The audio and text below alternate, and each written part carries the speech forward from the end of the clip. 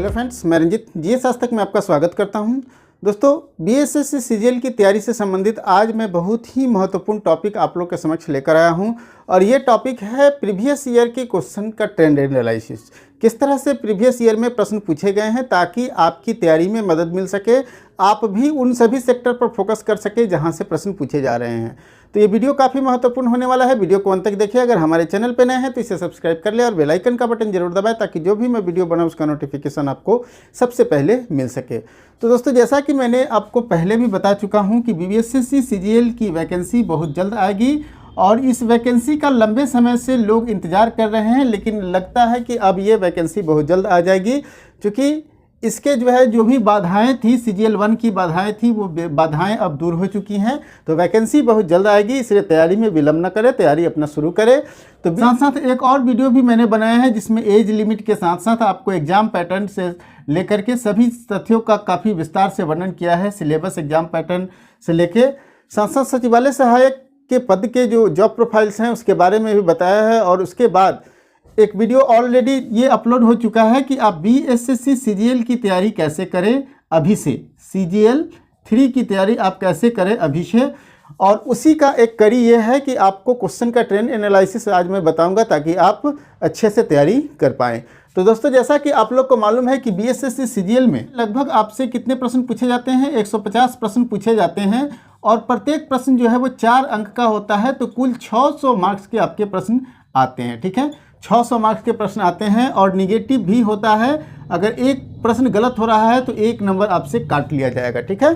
तो negative marking होता है और ये 3 सेक्टर में प्रश्न आते हैं। पहला जो सेक्टर होता है वो जीएस का होता है, इसमें 50 प्रश्न पूछे जाते हैं, ठीक है। 50 प्रश्न पूछे जाते हैं और ये 50 प्रश्न में history, geography, polity, economics, Bihar, current affairs और मिसलेनियस से प्रश्न आते हैं। वहीं दूसरे सेक्टर की बात करें तो दूसरे सेक्टर में मैथ और साइंस है, यहाँ से भी 50 प्रश्न आते हैं और 50 प्रश्न जो है वो मैथ और साइंस से जुड़े हुए रहते हैं। वहीं तीसरे सेक्टर की बात करें तो रीजनिंग से भी 50 प्रश्न आपसे पूछे जाते हैं, ठीक है। सिर्फ इसमें रीजनिंग होते हैं, यहाँ से भी 50 प्रश्न पूछे जाते हैं। तो कुल 150 हो गए। जनरल स्टडीज से 50, मैथ साइंस से 50 और रीजनिंग से 50, ठीक है।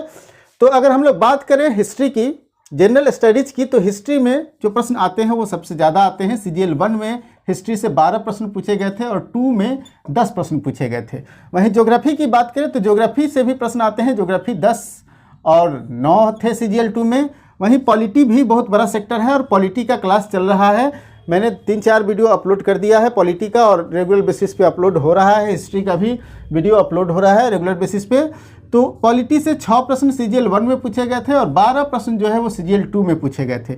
इकोनॉमिक्स बड़ा सेक्टर नहीं है, यहाँ से मात्र 2 और 3 प्रश्न पूछे गए थे और इकोनॉमिक्स जो है वो ज़्यादातर करंट प्रकृति के ही होते हैं। तो करंट अफेयर्स की तैयारी करेंगे, उसके साथ आप एक प्रश्न आराम से यहाँ से बना सकते हैं।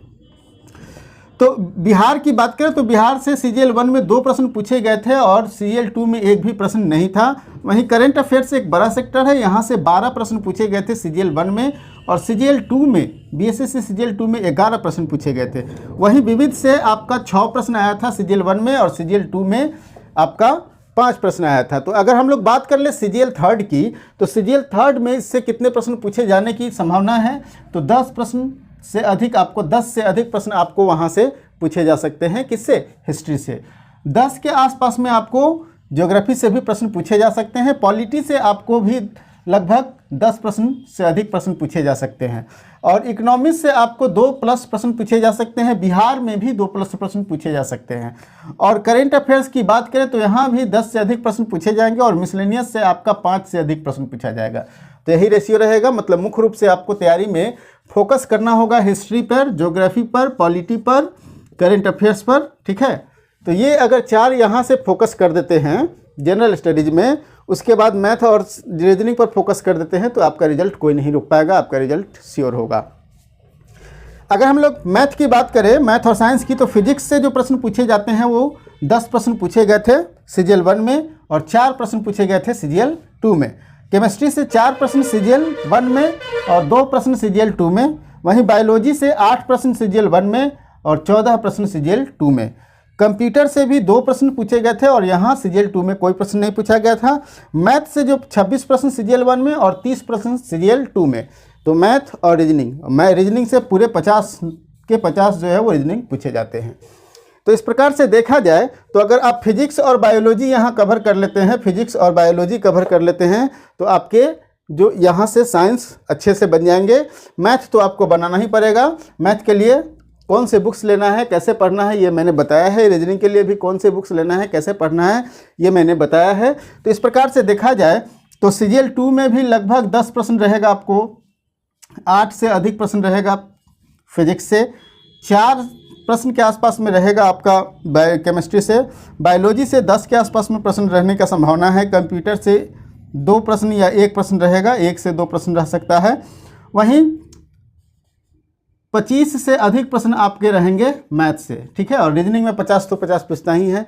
तो अगर आप चाहते हैं कि BSSC CGL में रिजल्ट हो तो अभी से तैयारी कीजिए। और अभी से तैयारी कैसे करना है, किन किन किताबों को पढ़ना है, ये तो मैंने पहले ही बता दिया है, लेकिन अभी से आपको फोकस करना होगा हिस्ट्री, ज्योग्राफी, पॉलिटी और करंट अफेयर्स, ठीक है।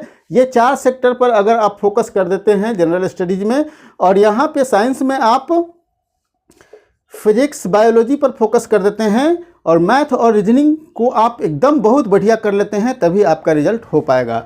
जैसा कि आप लोग को मालूम है कि आपको रिजल्ट लाने के लिए अगर 110 प्लस प्रश्न को सॉल्व कर पाते हैं तो रिजल्ट श्योर होगा। और इसके लिए आपको क्या करना होगा, 50 रीजनिंग और 25 मैथ, ये 75 में आपको 70 प्रश्न को सॉल्व करना पड़ेगा। लेकिन अभी भी 40 प्रश्न बच रहे हैं, और ये 40 प्रश्न जो है आपको साइंस और किससे लाना है, GS से लाना है। तो साइंस की बात करें तो साइंस में आप ज़्यादा से ज़्यादा जो है वो 10 से 12 प्रश्न कर सकते हैं, ठीक है। अगर सपोज कीजिए कि 10 यहाँ से, तो 30 आपको लाना पड़ेगा आपको GS से। तो इस प्रकार से आप अगर 110 कर लेंगे तो आपके रिजल्ट को कोई नहीं रोकेगा। क्योंकि पिछले बार का अगर कट ऑफ देखें, ठीक है, CGL 2 की कट ऑफ, हम लोग कट ऑफ का भी बहुत जल्दी वीडियो लाने वाला हूँ, कट ऑफ का ट्रेंड एनालिसिस करने वाले हैं। तो पिछले बार का जो कट ऑफ था जनरल का 87 प्लस था, तो 87 प्लस था, तो इस बार जो है वो कट ऑफ कुछ ज़्यादा जाने की संभावना है, ठीक है। तो 90 प्लस ही कट ऑफ जाएगा, और इसके लिए आपको अगर 110 प्रश्न का टारगेट नहीं लेकर चलेंगे तो आपका रिजल्ट नहीं होगा। तो इस प्रकार से जो प्रश्न पूछने का जो ट्रेंड है आप देख ही रहे हैं कि किस सेक्टर से कहाँ से कैसा प्रश्न आ रहा है, कितना प्रश्न आ रहा है। और BSSC CGL, ठीक है, BSSC CGL 3rd की तैयारी के लिए जितने भी प्रीवियस ईयर पेपर है, ठीक है, प्रीवियस ईयर पेपर का ये जो वीडियो है, मैं अभी तक 2-3 वीडियो अपलोड कर चुका हूँ प्रीवियस ईयर से संबंधित। इससे आपको देखने से आपको ये एनालाइज करने में मतलब मदद मिलेगा कि किस तरह से प्रश्न आ रहे हैं।